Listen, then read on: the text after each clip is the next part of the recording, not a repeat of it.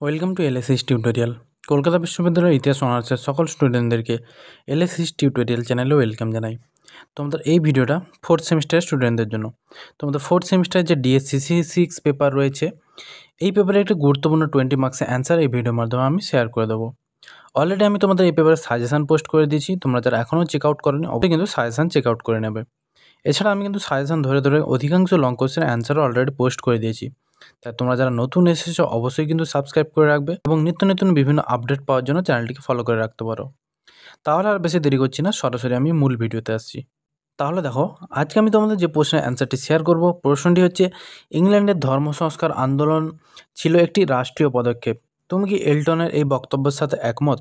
Very very important প্রশ্ন, 20 মার্কসের প্রশ্ন। আমি কিন্তু সাজেশানে প্রশ্নটি দিয়েছিলাম। এবার আমি অ্যান্সারটি বলছি, তোমরা খাতায় দেখে দেখে নোট ডাউন করে নাও। ষোড়শ শতকের ইংল্যান্ড এক বড় ধরনের পরিবর্তনের সাক্ষী হয়েছিল, যেটা শুধু ধর্মীয় নয় বরং রাজনৈতিক ও সামাজিক ক্ষেত্রেও গভীর প্রভাব ফেলেছিল। এই পরিবর্তনের নামই ধর্ম সংস্কার আন্দোলন। ইউরোপের অন্যান্য দেশে যেখানে এই আন্দোলন সাধারণ মানুষের ধর্মীয় চেতনার জাগরণ থেকে শুরু হয়, ইংল্যান্ডে এটি একেবারে আলাদা পথে গড়ে ওঠে। অনেক ইতিহাসবিদ মনে করেন ইংল্যান্ডের ধর্ম সংস্কার মূলত রাজা অষ্টম হেনরির ব্যক্তিগত সিদ্ধান্ত ও রাষ্ট্রীয় প্রয়োজনে চালিত হয়েছিল।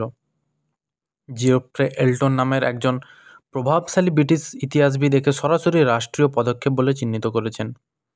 প্রথম প্যারাটি বলে দিয়েছি, এবার দ্বিতীয় প্যারাটি দেখো। ইংল্যান্ডের ধর্ম সংস্কারের মূল উদ্যোক্তা ছিলেন রাজা অষ্টম হেনরি। তিনি যখন তার স্ত্রী ক্যাথরিনের সঙ্গে বিবাহ বিচ্ছেদ করতে চাইলেন, তখন পোপ সেই অনুমতি দেননি। এর ফলে রাজার সঙ্গে রোমান ক্যাথলিক চার্চের বিরোধ শুরু হয়। অষ্টম হেনরি সিদ্ধান্ত নেন রোমের সঙ্গে সম্পর্ক ছিন্ন করার। এরপর 1534 সালে অ্যাক্ট অফ সুপ্রিমেসি আইন পাস হয়, যেখানে রাজাকে ইংল্যান্ডের গির্জার প্রধান ঘোষণা করা হয়।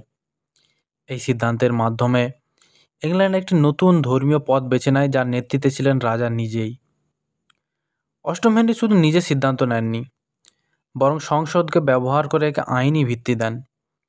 সংসদে একের পর এক আইন পাস করে পোপের ক্ষমতা বাতিল করা হয় এবং রাজাকে গির্জার সর্বোচ্চ কর্তৃত্ব প্রদান করা হয়। গির্জার সম্পত্তি রাষ্ট্রের হাতে চলে আসে এবং বহু ধর্মীয় প্রতিষ্ঠান বন্ধ করে দেওয়া হয়। এগুলোর মাধ্যমে বোঝা যায় সংস্কার ছিল একটি পরিকল্পিত রাষ্ট্রীয় পদক্ষেপ, যেখানে আইন ও প্রশাসন একসঙ্গে কাজ করেছে। পরবর্তী প্যারা দেখো, ধর্ম সংস্কারের ফলে ইংল্যান্ডে অনেক গির্জা, মঠ ও ধর্মীয় প্রতিষ্ঠান বন্ধ করে দেওয়া হয়। এই প্রতিষ্ঠানগুলির বিপুল সম্পদ রাজার হাতে চলে আসে। এর ফলে রাজকোষ সমৃদ্ধ হয় এবং রাজা আরও ক্ষমতাশালী হয়ে ওঠেন। এই সম্পত্তি অনেক সময় প্রভাবশালী প্রজাদের মধ্যে ভাগ করে দেওয়া হয়, ফলে নতুন করে একটি অভিজাত শ্রেণী গড়ে ওঠে। এই পরিবর্তন ধর্মীয় চেয়ে অনেক বেশি প্রশাসনিক ও অর্থনৈতিক ছিল। তারপরে দেখো কি রয়েছে। যদি অষ্টম হেনরি প্রোটেস্ট্যান্ট মতাদর্শ পুরোপুরি গ্রহণ করেননি, তবে তার উত্তরসূরি ষষ্ঠ এডওয়ার্ড এর শাসনকালে প্রোটেস্ট্যান্ট চিন্তাভাবনার প্রবেশ ঘটে। গির্জায় ইংরেজি ভাষায় প্রার্থনা শুরু হয়, বাইবেল ইংরেজিতে অনুবাদ করা হয়, পুরোহিতদের বিবাহ করার অনুমতি দেওয়া হয়।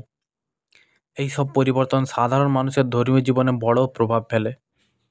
এর ফলে ধর্ম সংস্কার কেবল রাষ্ট্রীয় ছিল না, বরং মানুষের বিশ্বাসেও পরিবর্তন আনতে শুরু করে। রানী এলিজাবেথ যখন ক্ষমতায় আসেন, তখন তিনি রাষ্ট্র নিয়ন্ত্রণ বজায় রেখে এক ধরনের ধর্মীয় ভারসাম্য প্রতিষ্ঠার চেষ্টা করেন।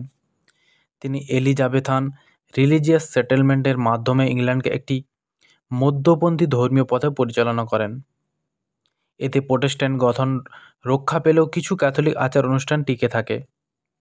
এর ফলে ইংল্যান্ডে এক নতুন জাতীয় চার্চ তৈরি হয়, যা রাষ্ট্রের অধীনে হলেও জনগণের ধর্মীয় চাহিদার সঙ্গে কিছুটা মিল রেখে গড়ে তোলা হয়।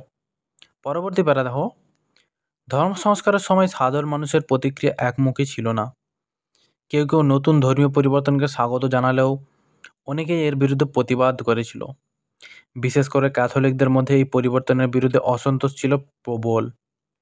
পিলগ্রিমেজ অফ গ্রেস এর মতো বিদ্রোহ দেখা দেয়। এটি দেখায় যে সংস্কার কেবল উপরের স্তরে চাপিয়ে দেওয়া একটি সিদ্ধান্ত ছিল না, বরং এর বিরুদ্ধে প্রতিবাদও হয়েছে। এই প্রতিক্রিয়াগুলো প্রমাণ করেছে যে সংস্কার সমাজে নানা মাত্রায় প্রতিক্রিয়া সৃষ্টি করেছিল। ধর্ম সংস্কার ইংল্যান্ডের সমাজে বড় পরিবর্তন নিয়ে আসে।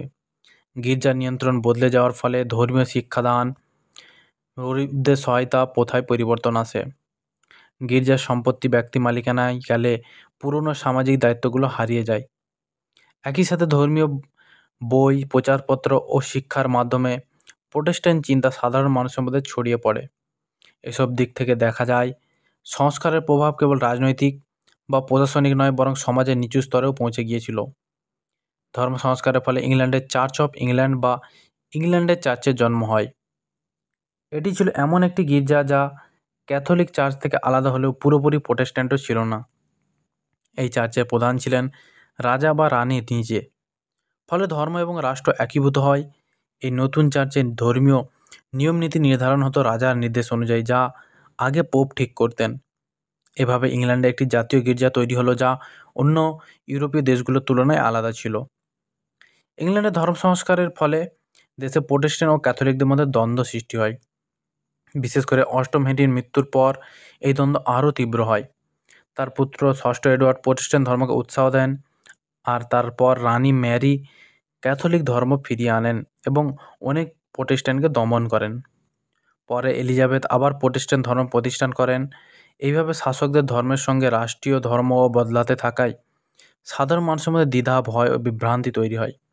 এটি ইংল্যান্ডের ধর্মীয় স্থিতিশীলতাকে বহু বছর ধরে বাধাগ্রস্ত করে।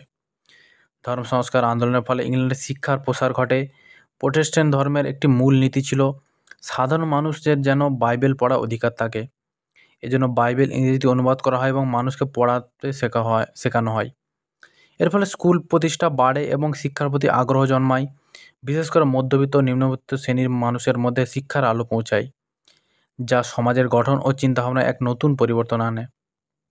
ষোড়শ শতকে মুদ্রণ প্রযুক্তি উন্নতি ইংল্যান্ডের ধর্ম সংস্কারে গুরুত্বপূর্ণ ভূমিকা রাখে।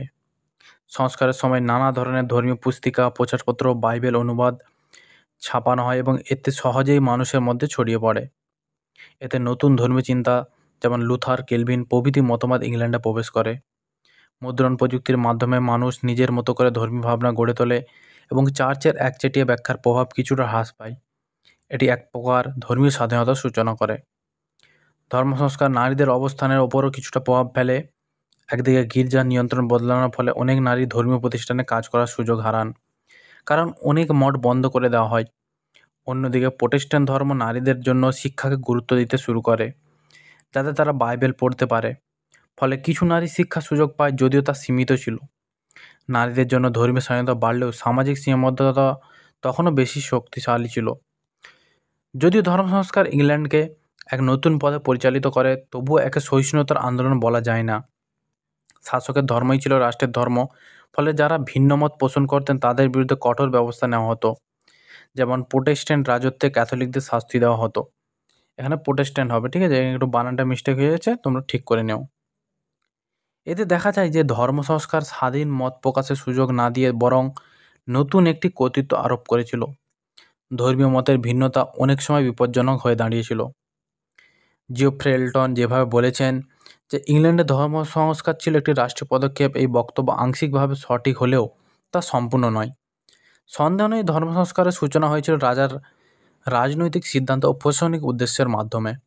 তবে একে শুধুই রাষ্ট্রীয় পদক্ষেপ বলা হলে ধর্ম সংস্কারের ধর্মীয়, সামাজিক ও সাংস্কৃতিক দিকগুলো উপেক্ষিত হয়।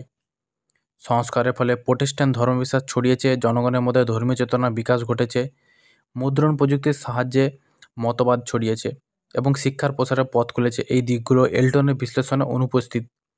তাই বলা যায় তার বক্তব্য একটি গুরুত্বপূর্ণ দিক তুলে ধরলেও তা একপাক্ষিক। ইংল্যান্ডের ধর্ম সংস্কার রাষ্ট্রীয় সিদ্ধান্তের পাশাপাশি একটি ধর্মীয় ও সামাজিক রূপান্তরও ছিল। তাহলে সম্পূর্ণ অ্যান্সারটি আমি শেয়ার করে দিয়েছি। তোমরা অবশ্যই কিন্তু এই প্রশ্নটি ভালো করে নোট ডাউন করে প্র্যাকটিস করতে থাকো। অলরেডি তোমরা রুটিন পেয়ে গিয়েছো, তাই এক্সামের দিকে লক্ষ্য করে নিজেদেরকে আগেভাগে প্রিপেয়ার করে নাও। পরবর্তী কোন ভিডিও চাও তোমরা বেশি কমেন্টস করে জানাও। আমি কিন্তু তোমাদের কমেন্টের রেসপন্সের ভিত্তিতে এই অ্যান্সারগুলি শেয়ার করে থাকি। তাহলে দেখা হচ্ছে তোমাদের সাথে পরবর্তী কোনো ভিডিওতে।